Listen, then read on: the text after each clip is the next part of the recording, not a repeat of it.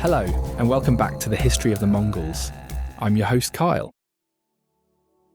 If you were to guess which kingdom could resist the Mongols for decades during the height of their power, Korea probably wouldn't be your first choice.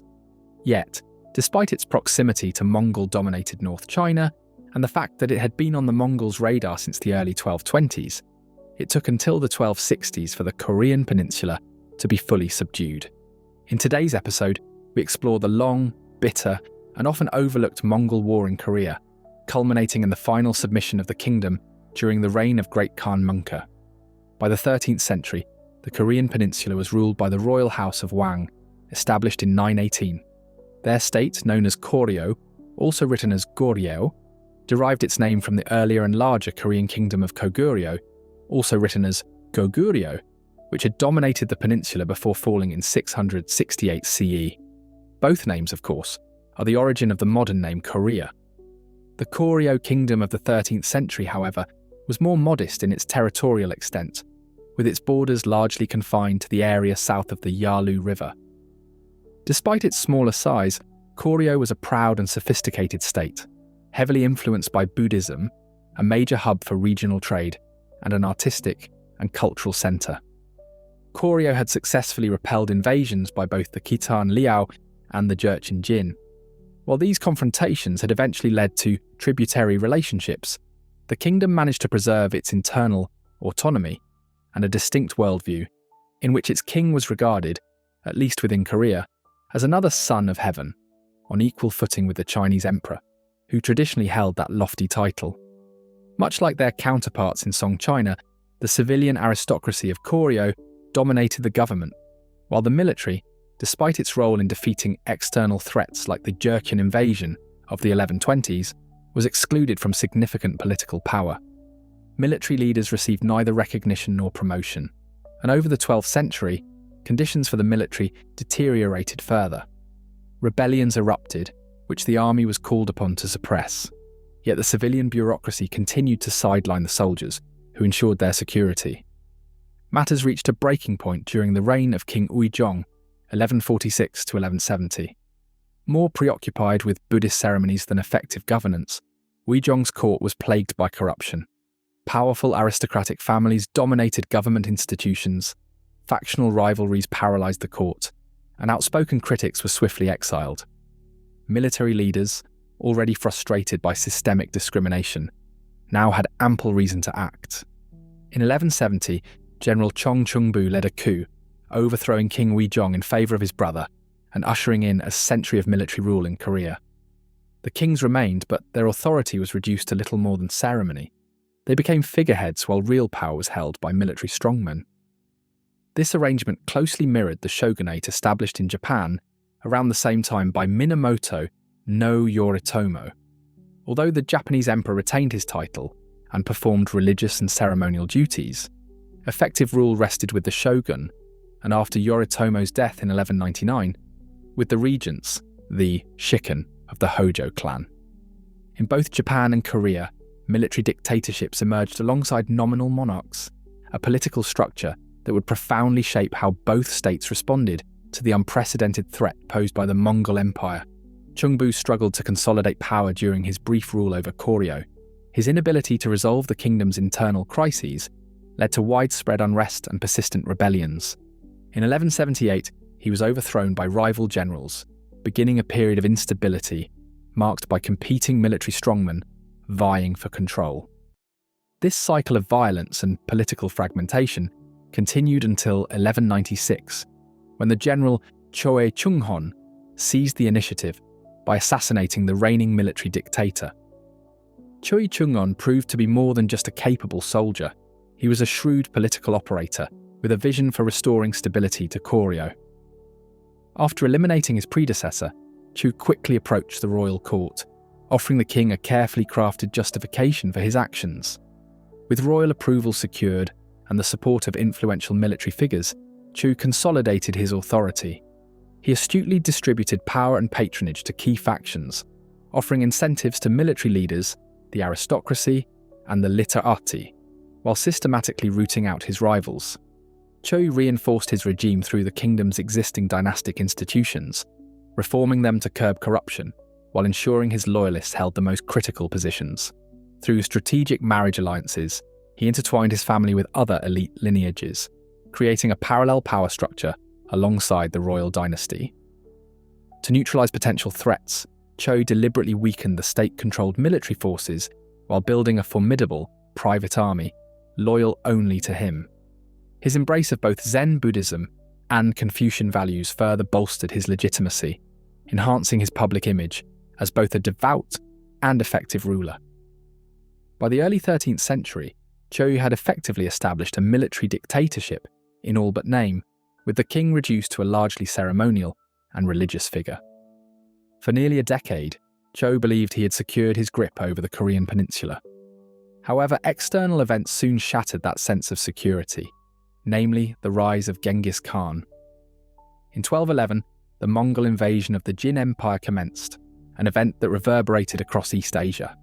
A Korean ambassador stationed at the Jin court was killed in the chaos, though little is known about Koryo's initial reaction to the Mongol conquests.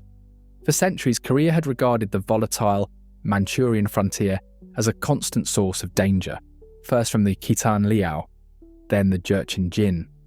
With the collapse of Jin authority in Manchuria, the Koreans grew increasingly uneasy. Two new polities emerged in the region amid the Jin dynasty's disintegration. The first, a restored Khitan-led Liao state, came under Mongol control by 1212. The second, founded in 1215 by the Jin defector Puxian Wanu, established itself in eastern Manchuria and Primorsky Krai, later submitting to Mongol overlordship. Known variously as the Kingdom of Eastern Xia or Tachen, its emergence further destabilized Korea's northern frontier. The situation deteriorated rapidly in 1216 when an estimated 90,000 rebel Khitans, driven from Wanu's territories by Jin forces, poured south into the region. Pursued by Mongol forces and their Khitan allies, these rebels sought refuge in Korea, only to be denied entry. Trapped between the advancing Mongols and the fortified Korean frontier, the Khitans chose to invade.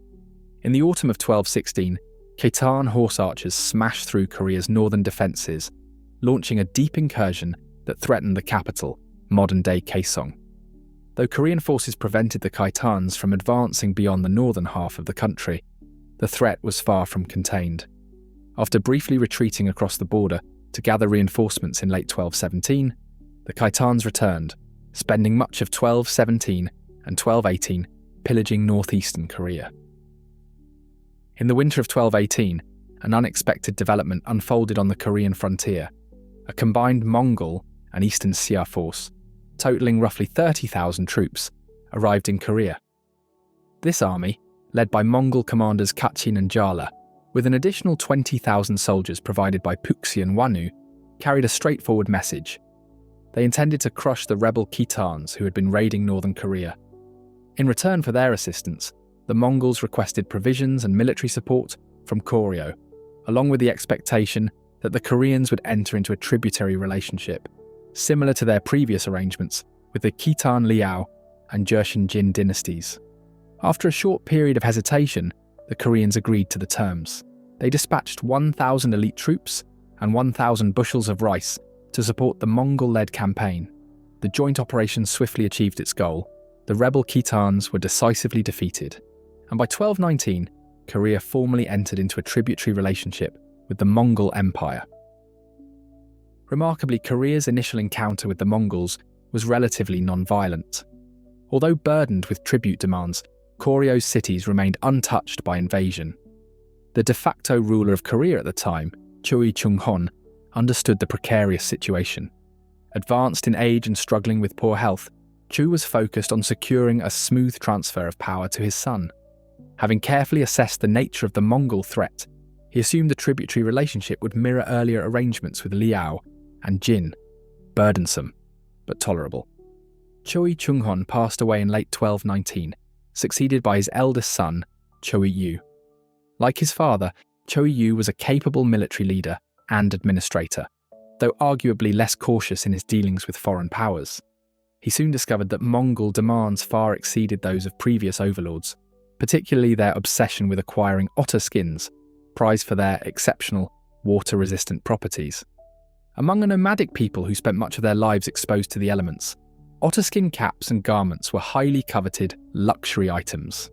According to contemporary accounts, the Mongol envoy to Korea, Uyu, was so fixated on the otterskins that he reportedly abandoned the rest of the tribute at the border, transporting only the pelts back to the Mongol camp. As we have discussed in previous episodes, when Genghis Khan departed for his western campaign against the Khwarezmian Empire in 1219, his general Mukhali remained in North China to maintain pressure on the Jin dynasty. However, Mukhali's death in 1223 weakened the Mongol presence in the region. With Genghis still campaigning in Central Asia, the political landscape across East Asia shifted dramatically. While we have already examined the conclusion of hostilities between the Jin, Xixia, and Song dynasties around 1225, significant changes also occurred in Manchuria and Korea. Puxian Wanu, the ruler of Eastern Xia, seized the opportunity to reassert his independence and proposed an alliance with Koryo. The Koreans, wary of entanglement, declined his offer, but began cautiously exploring their own diplomatic and strategic options. In 1225, a mysterious incident further strained Mongol-Korean relations. The chief Mongol envoy to Korea, the same Uyu, infamous for his obsession with otter pelts, vanished while transporting the annual tribute north. The Korean court claimed bandits were responsible for the disappearance, but the Mongols were unconvinced, placing direct blame on Koryo. Ogedei Khan ascended to the Mongol throne in 1229 and wasted no time in asserting control over the region. His first major target was the Jin dynasty, which, after years of conflict, was finally destroyed by 1234. With the Jin eliminated, Ogedei turned his attention to two other holdouts, Puxian Wanu, who had established his own small kingdom in Manchuria, and the Korean kingdom of Koryo, both of whom had defied Mongol demands. Ogedei initially ordered the Koreans to assist in a campaign against Wanu. Their refusal prompted a Mongol invasion of the Korean peninsula, the first of what would become 6 separate invasions. In the autumn of 1231, a Mongol army under Sartak Korchi crossed the Yalu River and launched a devastating assault. The Korean government armies were decisively defeated in open battle, and the Mongols soon laid siege to the capital. Despite the overall collapse of Korean resistance, several fortified cities held out, with none more famous than Kuju. The city, already renowned for repelling a Khitan invasion in 1018, became a symbol of defiance once again. From late 1231 through early 1232, Kuju, under the command of Pak So, endured a relentless Mongol siege. A particularly famous episode occurred at the city's southern wall, defended by Kim Kyongsun and a contingent of Pyolcho troops, a special militia drawn from local populations outside the regular army, trained in guerrilla warfare. Kim led a group of 12 elite fighters outside the south gate, instructing them, "Do not think of your lives, accept death as your fate." With fierce determination, they repelled multiple Mongol assaults, with Kim himself suffering an arrow wound to the arm. The Mongols launched constant day and night attacks. Carts loaded with dry grass and wood were pushed to the gates in an attempt to set them ablaze, only to be destroyed by Korean catapults. A siege tower constructed to protect Mongol sappers was obliterated when the defenders poured molten iron onto it through holes dug in their own walls. Korean artillery drove off 15 Mongol catapults, while scaling ladders were knocked down by defenders using long pole arms. Flaming bundles soaked in human fat were hurled into the city, but quick-thinking defenders smothered the fires with mud and earth. Despite over 50 breaches opened by continuous Mongol bombardment, each was swiftly repaired. After weeks of brutal fighting, and with no progress to show for it, the Mongols abandoned the siege, concluding that the city was protected by divine favour. Kuju and a handful of other strongholds outlasted even the Korean central government. By January 1232, the military ruler Choi-yu had negotiated a peace with the Mongols, though he was reportedly so enraged by Kuju's continued resistance, fearing it would provoke Mongol retaliation, that he considered executing its commanders, Pak So and Kim Kyongsun. The Mongols themselves intervened, reportedly stating, "Though he defied our orders, he is a loyal subject of yours. We are not going to kill him now that peace has been pledged. Would it be proper to execute the loyal subjects of your cities?" Despite their stubborn resistance, Koryo officially submitted to Sartak Korchi in the first month of 1232. The demands imposed on Korea were severe: 20,000 horses, 20,000 otter skins, royal hostages, slaves, clothing for 1 million men, and vast quantities of gold, silver, and other valuables. The demands were utterly unrealistic. In the following months, the Koreans managed to deliver only around 1,000 otter skins.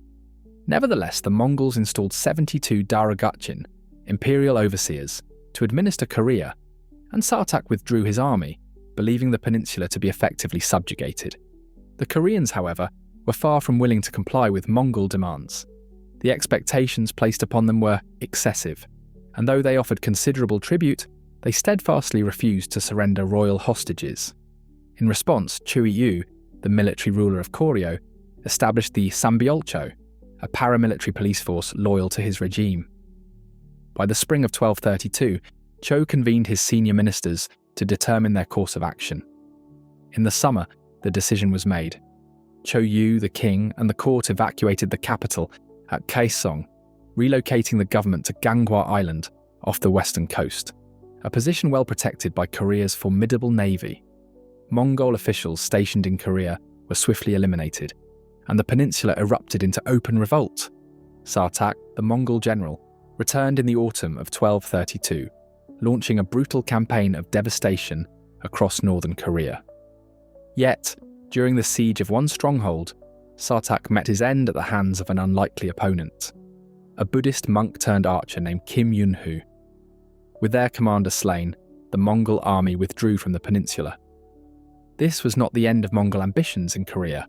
The defection of a prominent Korean commander, Hong Pogwon, granted the Mongols control of northern Korea, with Hong installed as overseer of the region stretching north from Pyongyang.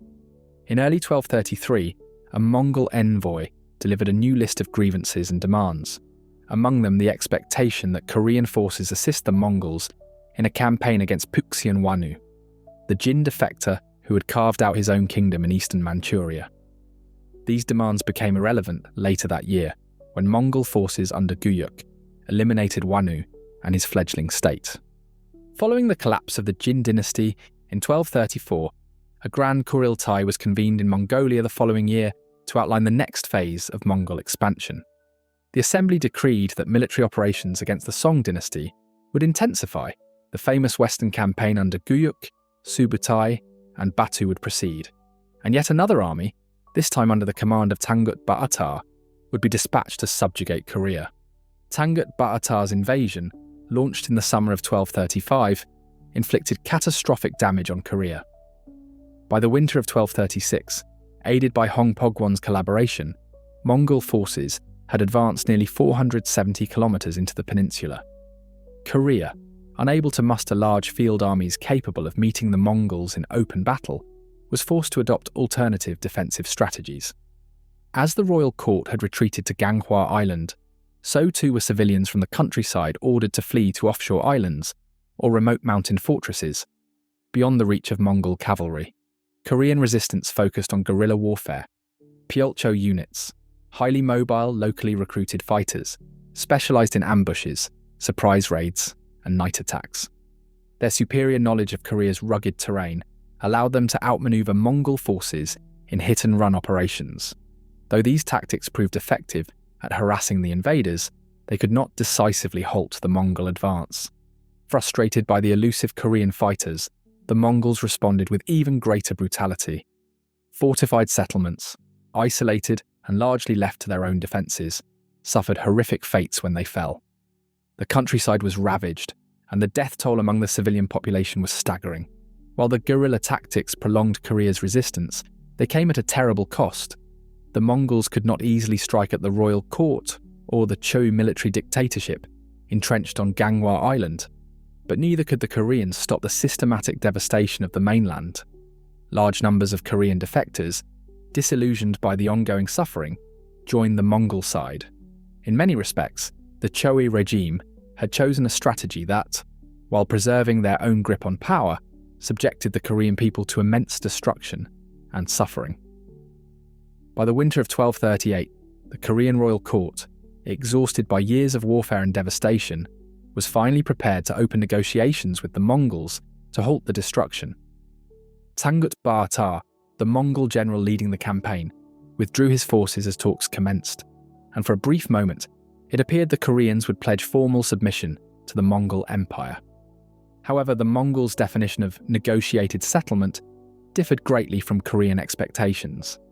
In addition to the typical demands for tribute, the Mongols insisted on a comprehensive census, the relocation of the Korean royal court from Ganghwa Island back to the mainland, and most critically, that King Kojong personally present himself at the Mongol court. For Korea's military ruler, Choi-yu, these conditions posed a serious threat. His power and legitimacy depended on controlling the king. Allowing Kojong to travel to the Mongol court would jeopardize his authority. As long as the Chui military dictatorship wished to maintain power, peace on Mongol terms was impossible. For 2 years, the Korean court offered excuses for delaying the king's journey, as Choi-yu sought a solution to this dilemma. Eventually, a deceptive plan was devised. A distant relative of the royal family, Wang Sun, was falsely presented as the crown prince and sent to Karakoram in 1241 as a royal hostage. Remarkably, the Mongols did not discover the ruse until 14 years later. By then, Wang Sun had integrated himself into the Mongol court, even marrying a daughter of Great Khan Munka. The dispatch of Wang Sun and the resumption of tribute payments bought Choi-yu a 6-year truce. Yet the Mongols remained fixated on the return of the Korean royal court to the mainland, and their envoys grew increasingly insistent. In the meantime, Choi-yu invested heavily in Korea's defences.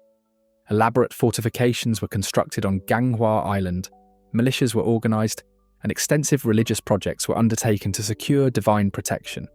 The most renowned of these was the recarving of the Tripitaka, the Buddhist scriptures, a colossal undertaking begun in 1237. Known today as the Tripitaka Koreana, the project required more than 80,000 carved wooden printing blocks and the labour of thousands of scholars, taking over a decade to complete. In 1246, Guyuk was elected as Great Khan, and he soon lost patience with Korean stalling tactics. In the autumn of 1247, a renewed Mongol invasion was launched under the command of General Amukan and the Korean collaborator Hong Pogwon. Following the established strategy, Korean officials ordered the population to abandon the countryside for coastal islands and fortified mountain refuges. Guerrilla resistance intensified, but the northern half of the Korean peninsula was left devastated by the Mongol assault.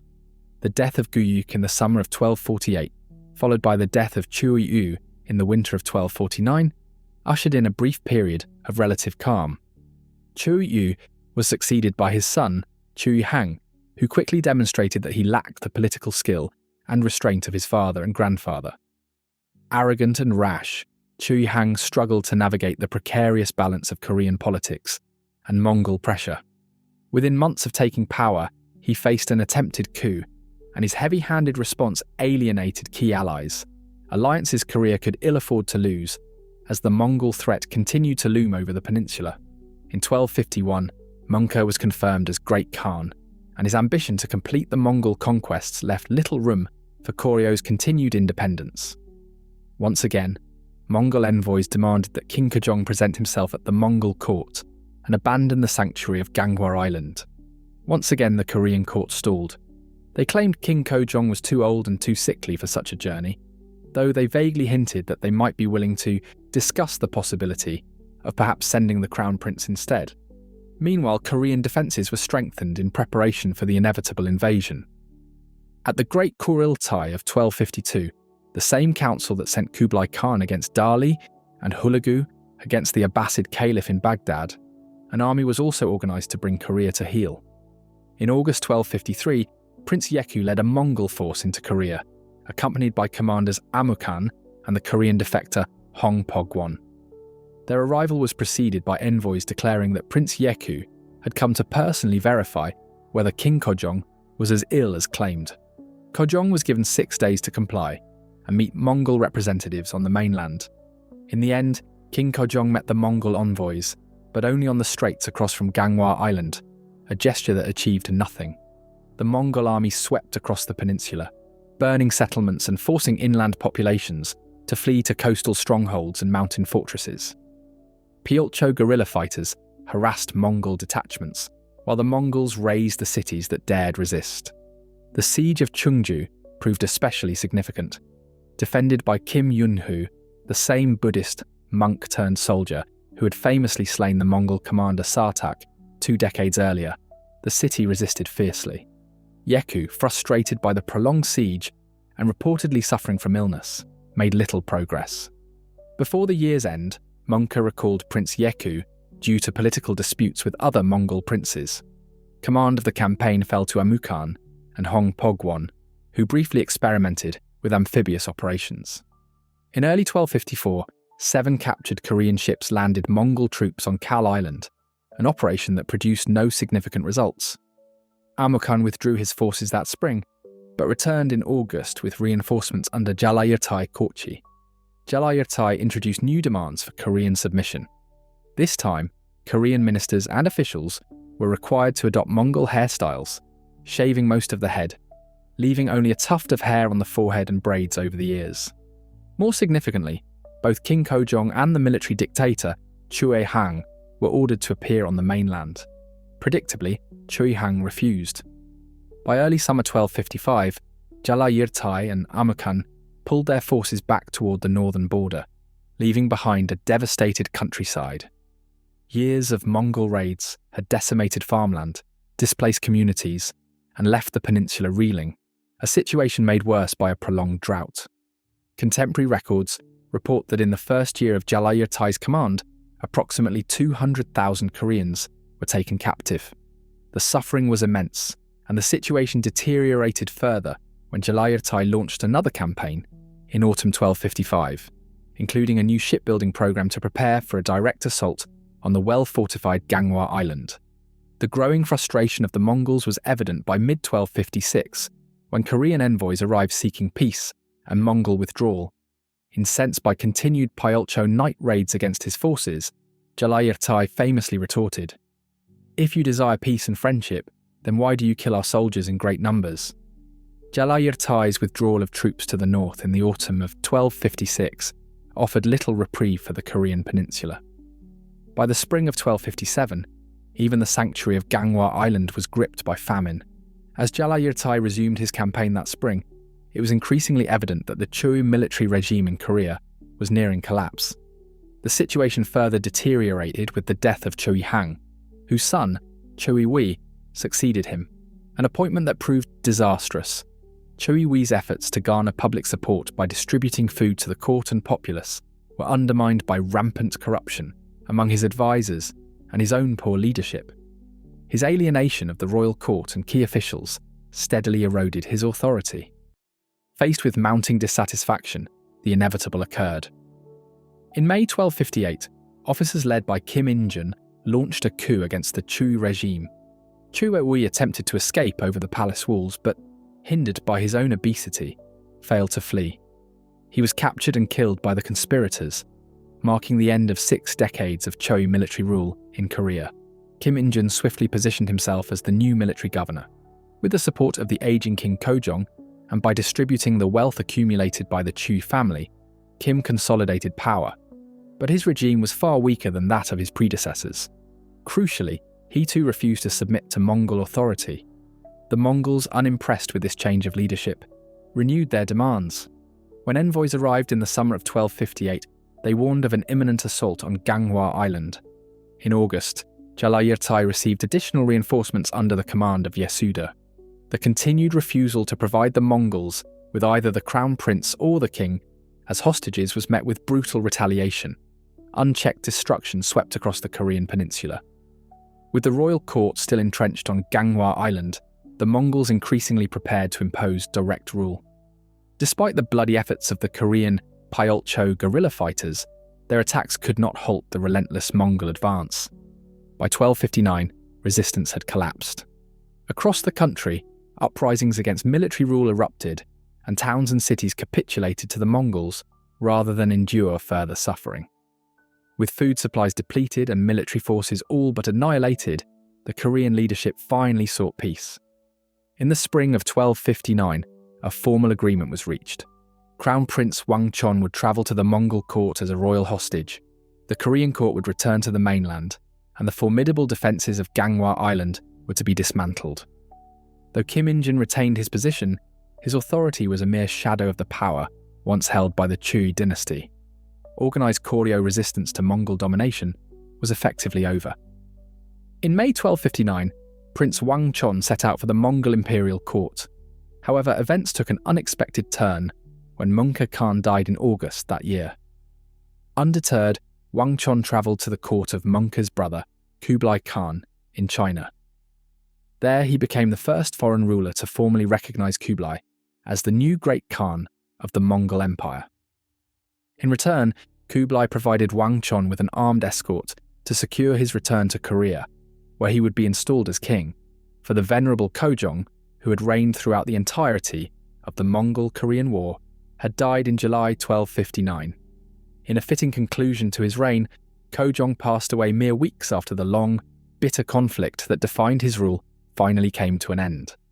Wang Chon, better known by his temple name Wonjong, emerged as a steadfast vassal of Kublai Khan, following Korea's formal submission to the Mongol Empire. His loyalty to Kublai was reinforced through a politically significant marriage. Wonjong's son and designated successor was wed to one of Kublai's daughters, cementing ties between the royal house of Koryo and the ruling family of the Mongol Empire.